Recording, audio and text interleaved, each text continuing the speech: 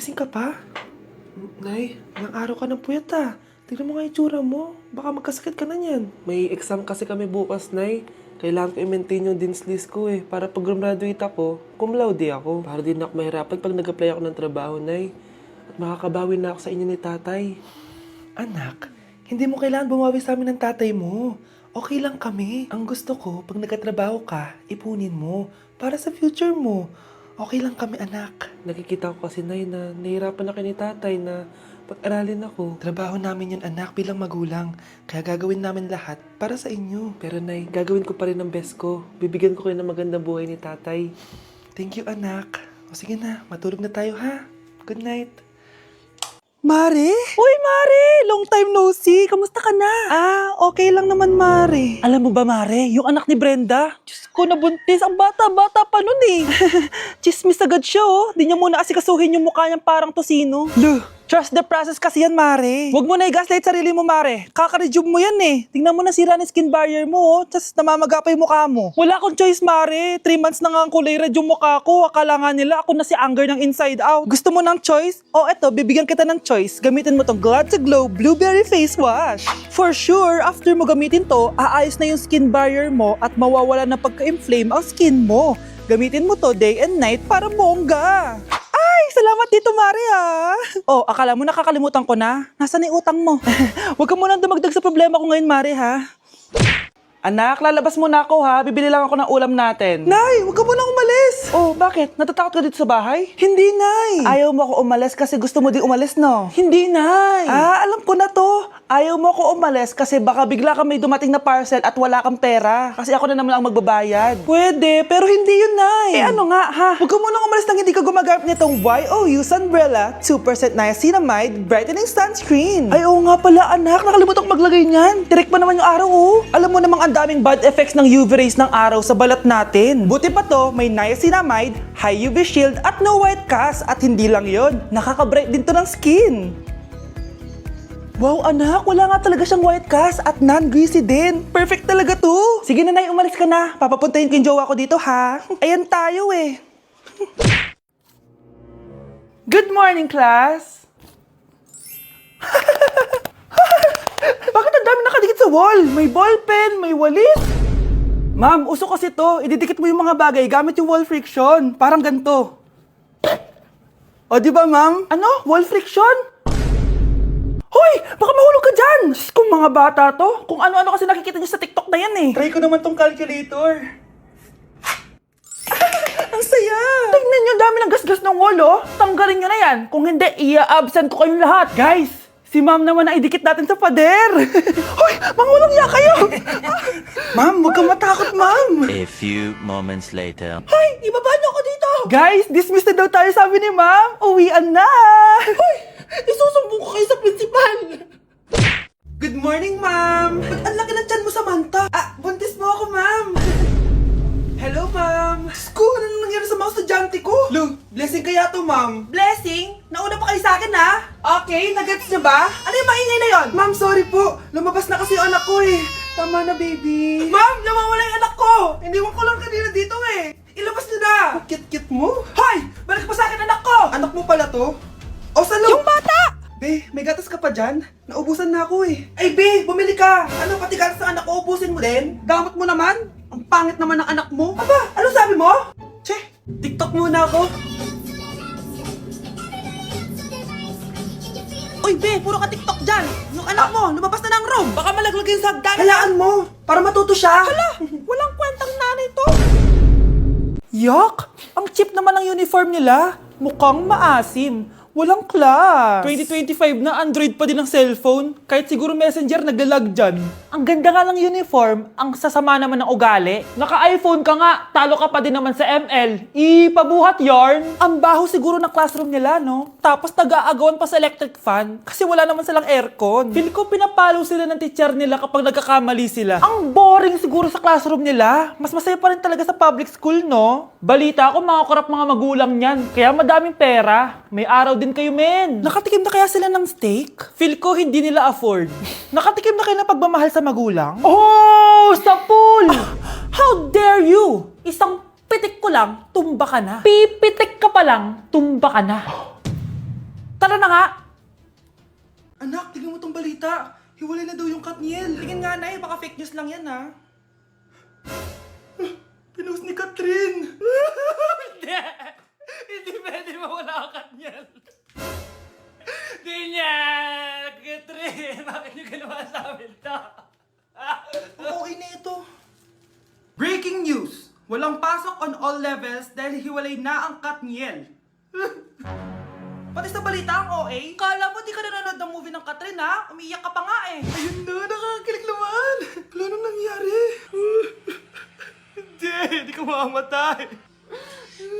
Oo na! Die hard fan ako ng Katniel! Hindi. Hindi.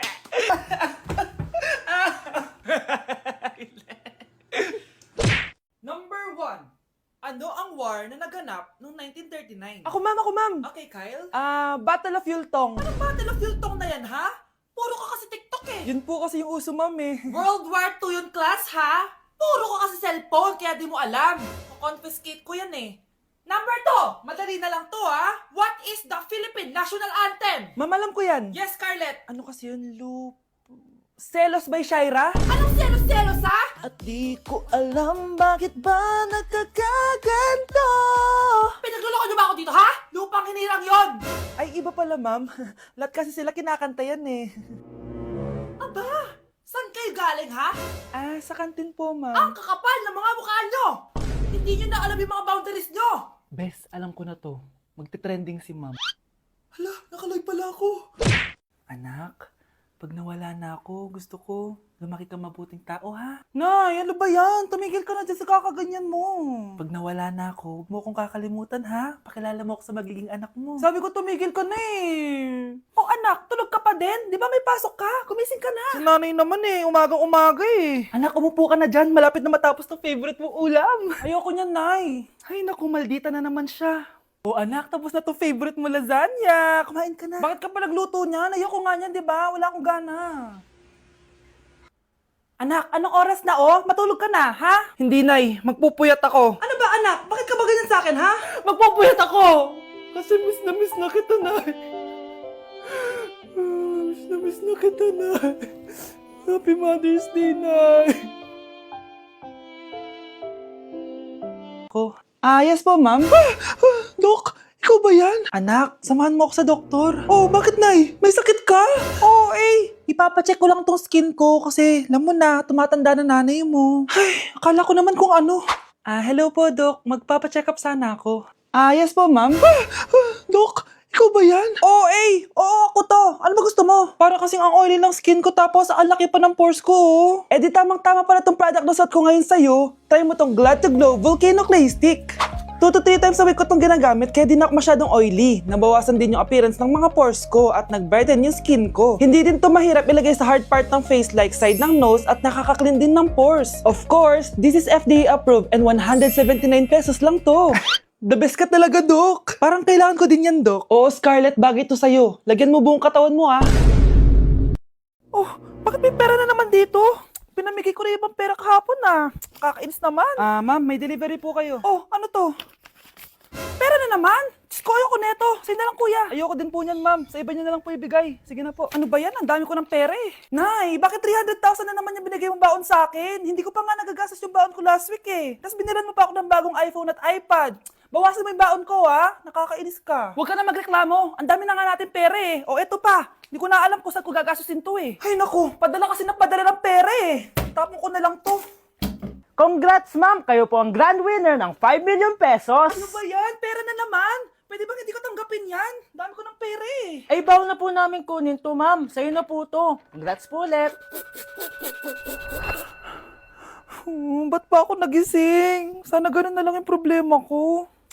Ma'am, pwede pa po ba ako mag-take ng quiz? Sorry po kung absent ako kahapon. Nilagnat po kasi ako eh. Ay, hindi na pwede. Di ba sabi ko, pag absent na, bawal na mag-quiz. Ano yan, one day lagnat? Tigilan mo ako. Ang sabihin mo, tinatamad ka mag-aral. Ma'am, please, sige na. Humahabol po kasi ako na with honors eh. Oh, okay ko. Kung gusto mo mag with honors, hindi ka dapat nagkakasakit. Ay, hello ma'am. Good afternoon po. Ah, yes po ma'am. Kayo po yung nanay ni Scarlett, di ba? Ay, opo ma'am. Yung anak ko kasi nilagnat. Kawawa naman. Pwede pa po ba siya mag-take ng quiz? Humahabol kasi siya ng with honors eh. Sayang naman. Ay, ganun po ba ma'am? Kawawa naman po pala si Scarlett. Di bale ma'am, bibigyan ko na lang po siya ng quiz. Nak, sa susunod kasi magsabi ka sa akin ha. Hindi po kasi siya nagsasabi sa akin eh. Nagka-amnesia siguro to. Naku, salamat sa konsiderasyon ma'am ha. Sobrang bait niyo po. Ay, opo ma'am. Mabait po talaga ako. Di ba nak? Ah, opo nay. Mabait po siya. Ay, salamat, makakapagpahinga na ako. Hindi ko rin makakatulog na ako. Ano naman yan? Be, nasan yung part mo sa research? Kailangan na natin yun. Kakauwi ko lang, tama. Tayo ay nasa bahay. So, ang mga schoolworks, yung mga research, iwan natin yan sa school. So, kapag kakauwi ko lang at gusto ko matulog, imbes na wag kang tumawag, anong ginawa mo? Nasaan yung research natin? Tapos mo na ba? Be, kakauwi ko lang. Hindi ako robot. Kailan ako tumawag sa'yo at nagganap ng research na kakauwi mo lang? Never. Ang tawag doon, konsiderasyon. Hindi naman tayo babagsak kung magpapahinga tayo, di ba, be? Malilate na kasi tayo, kailangan natin magpasa. Aba, be, pwede ba ako magpahinga? Hindi lang naman sa school umiikot yung buhay ko. Kaya nung tumawag ka, napagano'n ako, oh. Aba, sira ulo to, ah. Kakauwi ko lang, ah. Pahinga din tayo, be. Baka bago natin mapass yung research natin, mapass away tayo. Sige na. Okay, next! Thank you. Naman, sino ba siya? Sumasagi ka palagi sa utak. Next! Look, di pa nga ako tapos eh. Ba't walang magagaling? Mukhang magaling siya. Kifi! Ang Kifi ko! Anong title ng kinakanta mo, be? Kifi po yung title ng kanta. Ayan, kaka-tiktok nyo yan! Next! Sana naman maayos na yung kasunod. Zobagus. Habang tayo... excuse me lang ha. Mali ata kayo na sinalihan ng contest. Singing contest po to.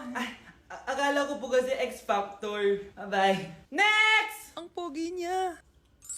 Anita Max win! Ano daw? Anita Max win! Tama na to!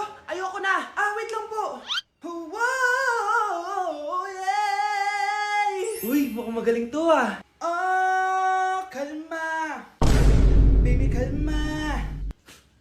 Sa teacher nating naging pangalawang nanay natin. Oh, Scarlett. Kanina ka pa tahimik. May problema ka ba? Ano po kasi ma'am, family problem lang po. Oh, kwento mo sa akin. Makikinig ako. Baka may matulong ako sa'yo.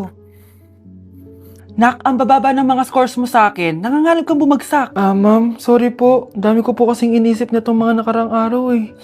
Sige, pagbibigyan kita ngayon ha. Pero promise mo sa akin na babawi ka next quarter. Talaga ma'am? Thank you ma'am, babawi ako, promise. Sa teacher nating hindi madamot sa grades. Okay, class. Pwede na kayo mag-lunch. Oh, hindi ka kakain? Wala po kasi akong baon ma'am. Oh, eto. Kumain ka na oh. Salamat po ma'am. Magsabi ka lang sa akin, nak ha. Hindi ka makakaisip ng maayos pag wala kang kain. Sa teacher nating nagbibigay ng pagkain. Sa lahat ng mga teacher sa mundo na nagturo sa amin kung paano lumaban sa buhay, Happy Teacher's Day! At dahil maraming hindi nakasagot ng full name ko, iibahin ko yung mga tanong. Salamat naman. Number 1, 2 plus 2. Yes, may tamang sagot na ako! Number 2, what is the powerhouse of the cell? Ang dali naman! Makaka-perfect ako! Number 3, ano yung pangalan ng crush ko nung elementary pa ako? Ano na naman yan? Kung nakikinig talaga kayo, alam nyo kung sino yung crush ko. Aba ma'am, akala ko mang-iibahin may mga tanong. Bakit may mga ganyang tanong na naman? Malamang, para makasigurado ako na nakikinig talaga kayo. Wala namang may paki kung sino naging crush mo na elementary ka, ma'am. Wala namang may alam yan eh. Ma'am, alam ko po kasi yung crush nyo. Nakikinig po ako sa kwento mo. Buti pa si Michael, nakikinig. Di kagaya ng iba dyan. Sige, perfect ka na, Michael. Yes! Makinig din kasi kayo sa kwento ni ma'am. Number 4, sino yung pinsan ng kapatid ng lola ko na tita ng mama ko na pamangkin na ate ko? Bagsak na naman ako!